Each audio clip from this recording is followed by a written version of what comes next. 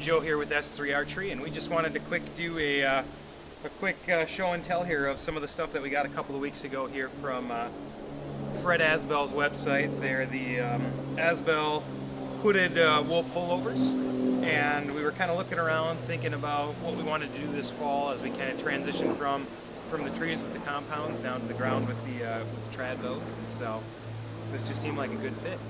So let's kind of show you what we got here. We've got two different sizes. We got Joe has the large, extra heavyweight, and his is a timber ghost pattern. You can see that it's got a nice kind of fade between the dark kind of black color brown down to that kind of more whitish gray color. And then I've got on actually a medium weight. I think it's a limited 002, I believe.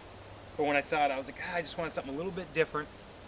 We've hunted with anything from, just Under Armour type style, long sleeve shirt, t-shirts, scent blocker, $250 jackets, $300 jackets. Rain protection, cotton, you name it. We kind of tried it all, and not that we by any means spend a lot of time hunting. It's just pastime. Shooting is where our passion lies, and the hunting is just another thing that we segue into. Versus there's a lot of guys out there who are pure hunters, and I mean they're gonna have a lot more wood time than us by far. But this was something that we saw, and last fall we did a little bit of hunting, and it's amazing how we hunt down in some valleys and how cold it is in those valleys when you get in there, even in October, when it's typically hot in the day. It's just damp, you name it. And so the couple of different things, layering is huge, as we all know, whether you're doing something like snowshoeing, hiking, hunting, going out for a kayak, you name it. Layering is so important when you've got those weather shifts. But we wanted to stick with traditional, go with wool, and so we won't be able to wash these in a washing machine. It's a little bit more challenging, but this is cut for an archer, so it's got a little bit less profile to break us up a little bit here. Different weight pattern, obviously, and so this medium weight isn't going to be as warm as the extra heavyweight that Joe's rocking. And so if you do a little bit more of a earlier season, something lighter is going to be nicer, because sweating is obviously a huge problem, because not only does it release scent, but it gets everything damp, and now that temperature regulation that your body has doesn't work quite as efficiently.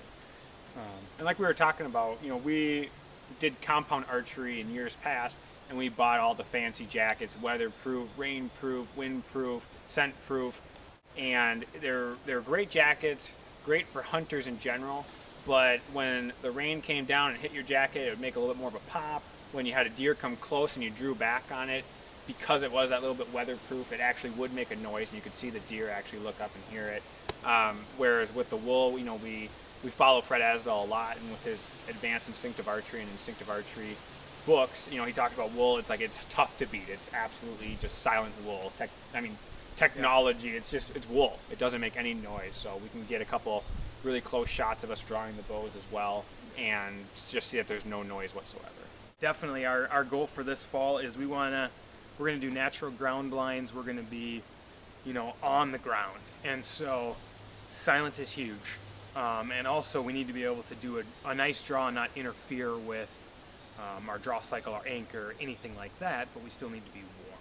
And so the other nice thing about he's got different stuff on his website, and we kind of gravitated to this because pockets.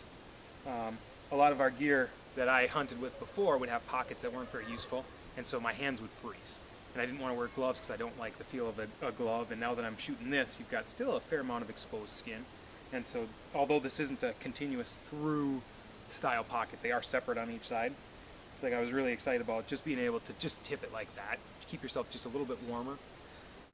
And so we've got that. We also have on these hoods. It's got the hoods, and it's Joel. Throw his up real quick. You can tell. I mean, it's a solid hood. Gives you a lot of cover. Unfortunately, we can't shoot with our brims forward. String angle, I'm sure that there's tons of people out there who do it and they do great. It interferes with us. And so, if you don't have, have Joe take a shot real quick so you can just take a couple different angles here. Oh yeah. Won't take a shot, but covering up your face, nothing is more identifiable to an animal out in the woods than the human face. There's just nothing like it out in the woods. So to cover that up with a big hood and get some shadowing over your skin, over your face is a really big benefit. Yeah. And now this is it. I mean, I don't know if you'll get a good picture, but without a hat on or something underneath it, I mean, it's quite generous. And so, if you aren't careful, I mean, it's gonna block part of your vision. So you definitely, this is something that we'll have to play around with, and we're really looking forward to putting some time in and breaking these in a little bit. But finding a way to keep it out of your vision so that it's not affecting your shot. The whole goal of, I think, any gear when you're out in the woods is you want to be able to use it and it gives you the benefit, but it doesn't have a lot of hindrance. And so, if you have a jacket that's too tight, now all of a sudden when you're pulling back, it's fighting you. That's going to be a problem. You're going to obviously want to practice in the stuff that you're going to wear, but something like this, it's unlined, so it is a little bit itchier than something that has a liner. But I ended up picking up a wool shirt that had a liner on it, and actually the liner made noise. And so although the wool was quiet, it had a kind of nylon in there, and it just didn't fit the bill. And so then when we found this, we looked on YouTube. There was maybe 1 or 2 reviews that we saw, and we're like, well, let's try this out. We love the idea of wool. We love the idea of not being camouflaged in the traditional sense of camouflage, and really going back to a little bit more natural type feel, and wool to us just seemed like the perfect opportunity. So we just wanted to throw this video out there, have you guys take a peek at this.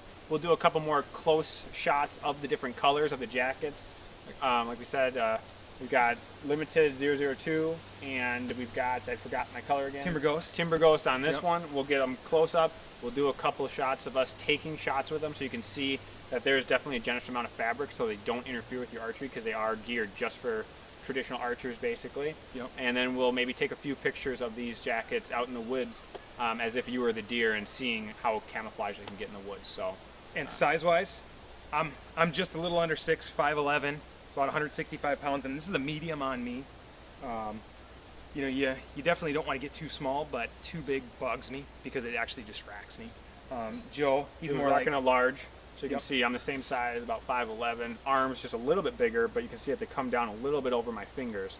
So it's not quite as back as Dan's. Dan's will be more at his wrist break. Mine's into the hand a little bit.